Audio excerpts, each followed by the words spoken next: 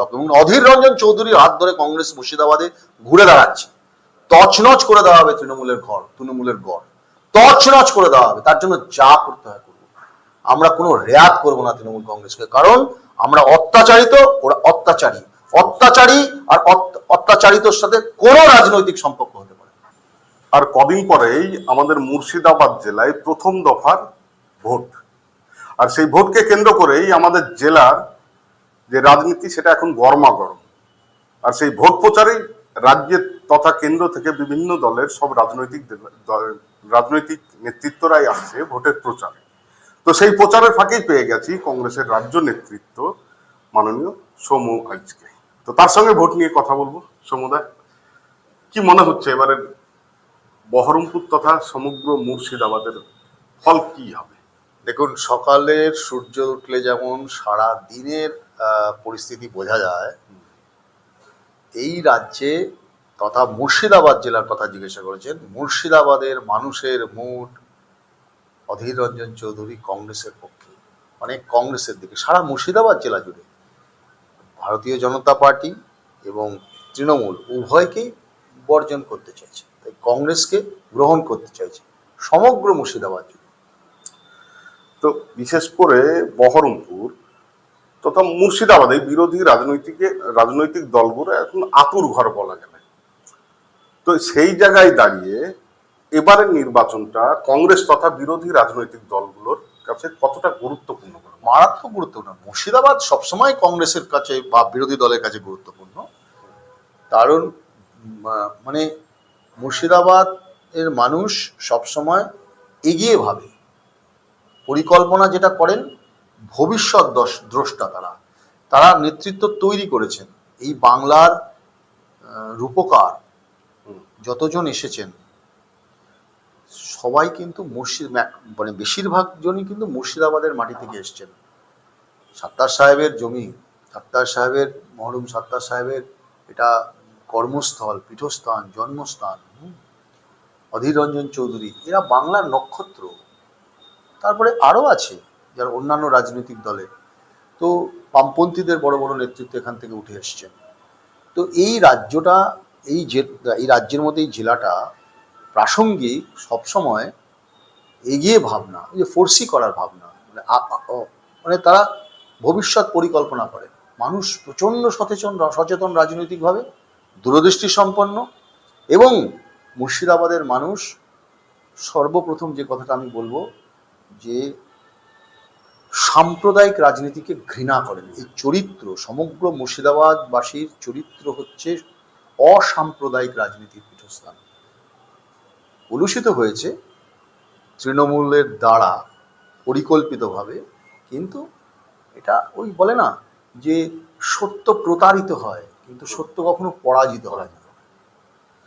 আর একটা বিষয়, আপনি আমার থেকে আরো ভালো খোঁজ রাখেন, যেটা আমিও গ্রামগঞ্জে ঘুরে দেখতে চাইছি, মানুষ কিন্তু এবার সত্যি পরিবর্তন চাইছে। একেবারেই তাই। কিন্তু সেই পরিবর্তনে এখনো বাম বা কংগ্রেসকে ভরসা করতে পারছে না।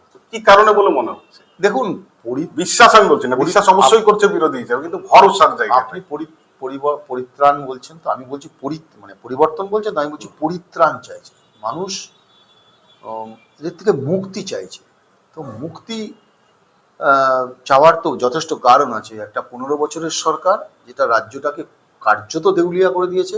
কৃষ্টি, সংস্কৃতি, শিল্প, জমি, জীবন, জীবিকা, মানুষের মাথাপিছু রোজগার, পরিযায়ী শ্রমিক, বিভিন্ন ইস্যুতে রাজ্যটা দেউলিয়া হয়ে গেছে, ব্যাংক্রাপসি হয়ে গেছে। রাজ্যের মানুষের কাছে কার্যত অন্ধকার। তো সে জায়গায় দাঁড়িয়ে কেন্দ্রের একটা সরকার, যারা 12 বছর ধরে সরকার চালাচ্ছেন, তাদেরও একই পারফরমেন্স। তো মানুষ যাবে তো কোথায় যাবে? বিশ্বাস, যেটা মানুষ, আপনি বলছেন বিশ্বাস করছে না, আপনি দেখে নেবেন, মিলিয়ে নেবেন এবারে মানুষের। আমি বলছি বিশ্বাস করছে, কিন্তু ভরসার জায়গাটা। ভরসা আছে তো, ভরসা হচ্ছে আস্তে আস্তে, সময় লাগে। সত্যি কথা বলতে এটা সময় লেগেছে আমাদের অনেকদিন। এই যে এই বায়নারিটা ভাঙতে আমাদের সময় লেগেছে, কিন্তু আপনি মিলিয়ে নেবেন যে বিভাবরীর সূর্য একদিন উঠবেই, এবং এই মুর্শিদাবাদের থেকেই সূর্যের উত্থান হবে, নতুন সূর্যের উত্থান। আপনাদের এত আশার আলো, এত ভরসা, সব ঠিক আছে, কিন্তু এই ভরসার জায়গাটা বাম আর কংগ্রেস যদি জোট হতো, সেটা কি আরো বেশি মানুষের কাছে গ্রহণযোগ্য হতো বলে মনে করছেন? দেখুন, আমরা একটা দল করি, অবশ্যই। আমরা একটা, বামেরাও একটা দল করেন, তো আমাদের দলের মধ্যে থাকতে গেলে দলের কিছু সিদ্ধান্ত হয়, যে সিদ্ধান্তটা আমার একক ভালো লাগা বা মন্দ লাগার মধ্যে নির্ভর করে না। সেই সিদ্ধান্তটা হয় ভালো হতো কি মন্দ হতো সেই বিষয়ে যাব না, কিন্তু সিদ্ধান্ত যখন কোনো কিছু হয় সেই সিদ্ধান্তটা একজন কংগ্রেসের একনিষ্ঠ কর্মী হিসেবে আমরা মানতে বাধ্য, যতক্ষণ দল করছি। দেখা যায় যখন দল বলেছে একা লড়তে হবে, লড়ছি, সর্বশক্তি দিয়ে লড়বো, সর্বশক্তি দিয়ে জয়লাভ করব, এবং এই মুর্শিদাবাদের মাটিতে আমরা সর্বশক্তি দিয়ে কংগ্রেসের বিজয় পতাকা ওড়াবো। এটা আগেও হয়েছে, আগামী দিনেও হবে, এখনো হবে। আর একটা বিষয় আপনার কাছেও হয়তো খোঁজ থাকবে, যেটা শোনা যাচ্ছে আর কি, যে মান্নান সাহেব যিনি আছেন, ছিলেন কংগ্রেস নেতা, পরে তৃণমূল, তার বড় ছেলে রাজীব হোসেন, সে নাকি বিজেপিতে জয়েন করছে। গতকাল জয়েন করার কথা ছিল, গতকাল হয়নি, আজকে হয়তো জয়েন করবে নাকি মোদিজির মঞ্চ থেকে। দেখুন, আমি যেটা, যদি হয় সেটা দুর্ভাগ্যজনক, কিন্তু আমার জানা নেই, যদি জানা না থাকে আমি কি উত্তর দেব? আমার প্রশ্নটা সেখানে না, প্রশ্নটা হচ্ছে যে ইনারা যখন জয়েন করছেন তার মানে ইনাদের কাছে খোঁজ আছে এবার হয়তো রাজ্যে আর তৃণমূল থাকছে না। এবার যদি রাজ্যে ধরুন ক্ষমতায় থাকলো না তৃণমূল, তাহলে একটা বিষয় পরিষ্কার, যারা হিন্দু নেতৃত্ব আছে তাদের বেশিরভাগটাই হয়তো বিজেপির দিকে যাবে, আর মুসলিমরা হয়তো কংগ্রেসের দিকে আসবে, কেন কি সিপিএম বা অন্য বাম দলে সেভাবে হয়তো আসবে না, আর হুমায়ুনেও যাওয়ার আর চান্স নাই। সেক্ষেত্রে যদি নেতৃত্বরা আপনাদের দলে আসে, তাহলে কি তাদেরকে আপনারা গ্রহণ করে নেবেন? কেন কি, কেন কি আরেকটা ছোট্ট যোগ করে নিই, এই মুর্শিদাবাদে সবচাইতে কংগ্রেস কর্মীরা অত্যাচারিত হয়েছে কিন্তু এইসব তৃণমূলের নেতাদের দ্বারাই। আপনি সেটা কালকে মঞ্চে বলেছেন এবং খুব ভালো করে জানেন, সেই জায়গাটাই আমার। দেখুন, আমি পরিষ্কার বলেছি, হতে পারতো, কি হবে সেই নিয়ে আমরা ভবিষ্যৎবাণী করতে পারি না, কিন্তু কোনো কারণ নেই তো, কারণ ছাড়া যদি কেউ কোনো দল পরিবর্তন করে সেই দল পরিবর্তনটা দীর্ঘস্থায়ী হয় না। আর দল একটা নীতি আদর্শের উপর দাঁড়িয়ে একটা দল হয়, তো দল পরিবর্তনটা যারা করেন তারা হয়তো করেন তাদের সাময়িক কিছু চিন্তা ভাবনার উপরে করেন, কিন্তু রাতারাতি একেবারে প্যারাডাইম শিফট যেটাকে বলি আমরা, যে একেবারে বিপরীত মেরুতে চলে যাওয়া, এটা কি কারণে হয় দাঁড়ায় না। আরেকটা প্রশ্ন আপনি যেটা করেছেন তৃণমূলের সরকারে থাকা না থাকার প্রশ্ন, তৃণমূল কি কারণে সরকারে থাকবে সেই যুক্তিটা কি কোনো আছে? আপনি বলুন তো, একটা যুক্তি দেখা যাবে? সেটা একদমই নেই। তাহলে তৃণমূলের সরকারে থাকার কোনো অধিকার নেই পশ্চিমবাংলায়। এখন মানুষ যাকে ঠিক করবে তাকে দেবে, আমি বলতে পারবো না, আপনিও বলতে পারবেন না। এখন বাংলার মানুষ কাকে ভোট দেবেন এটা বলবো কি করে বলুন? হ্যাঁ, আমার প্রশ্নটা দাদা অন্য জায়গায় ছিল। যদি ওই সব নেতৃত্বরা, ধরুন বহরমপুরে নারুগোপাল, কালকে যদি আপনার দলে তৃণমূল চলে যাওয়ার পর এরা তো চেঞ্জ করবেই, কারণ যা এদের সিচুয়েশন, যদি আসে তাহলে কি আপনারা নেবেন? আমার প্রশ্নটা। আমি আবারও আপনাকে বলছি যে রাজনীতিতে ভবিষ্যৎবাণী এইভাবে করা যায় না, প্রেডিক্টেবিলিটি বলে কিছু হয় না, নিশ্চয়তা বলে কিছু হয় না, রাজনীতিতে নিশ্চয়তা বলে কিছু নেই। আমি প্রেডিকশন করতে পারি না, আমি বলতে পারি না আগামী দিনে যদি সেরকম পরিস্থিতি হয় তখন উত্তর দেবো, কিন্তু এখন সেই মুহূর্তে দাঁড়িয়ে আমাদের সাথে তাদের আকাশ আর পাতাল তফাৎ। আমরা মনে করি তৃণমূল কংগ্রেস কোনো ব্যক্তি নয়, আমরা মনে করি কোনো ব্যক্তির বিরুদ্ধে নয়, আমরা মনে করি যে তৃণমূল কংগ্রেস মানুষের শত্রু। তৃণমূল কংগ্রেস এই রাজ্যে চুরি, লুট, পাট, খুনের নায়ক, আর তার কুশীলবরা এখানে, তার কুশীলবরা বিভিন্ন জায়গায় দাঁড়িয়েছে। আমাদের রাজ্যে, পশ্চিমবঙ্গে কংগ্রেসকে যদি ডেসিমিনেট করার সব থেকে বেশি দায়িত্ব সুপারি কেউ নিয়ে থাকে তার নাম মমতা ব্যানার্জি। তো আমরা মনে করি যে কংগ্রেসের সব থেকে বড় শত্রু পশ্চিমবাংলার তৃণমূল কংগ্রেস, তো সেটা খুব পরিষ্কার।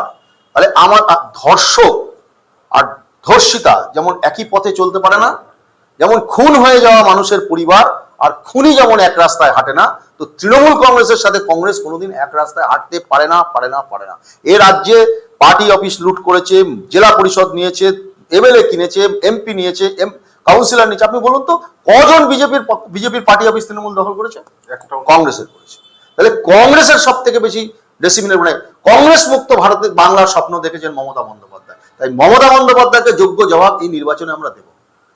আমি আপনাকে এই প্রশ্নগুলো এই কারণেই করলাম এতক্ষণ, আপনার কাছেও খবরটা আছে যে গত কয়েকদিন আগে আপনার রানীনগর বিধানসভা কেন্দ্রের রানীনগর 1 এবং রানীনগর 2 দুজন তৃণমূলের ব্লক সভাপতি, প্রাক্তন, কদিন আগে আর কি তাদের চেঞ্জ হলো, তারা কিন্তু অধীর চৌধুরীর হাত ধরে পতাকা নিয়েছে, এবং এর মধ্যে একজন হচ্ছে বছর দুয়েক আগে যিনি কিনা অধীর চৌধুরীর গাড়িকে ঘেরাও করে ভাঙচুরের মতো ঘটনাও ঘটিয়েছে।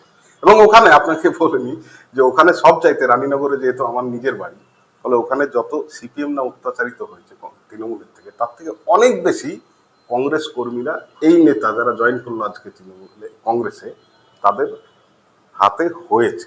তো ওখানকার আপনার যারা পুরনো কোর ভোটার, আজকের ডেটে যারা কংগ্রেসটা করছে, তারা কিন্তু সত্যি ভালোবেসে কংগ্রেসটা করছে। তো তাদের প্রতি কি দেখুন, আমরা অবিচার হচ্ছে না? আমরা অত্যাচারিত হয়েছি, আমরা লড়াই করেছি।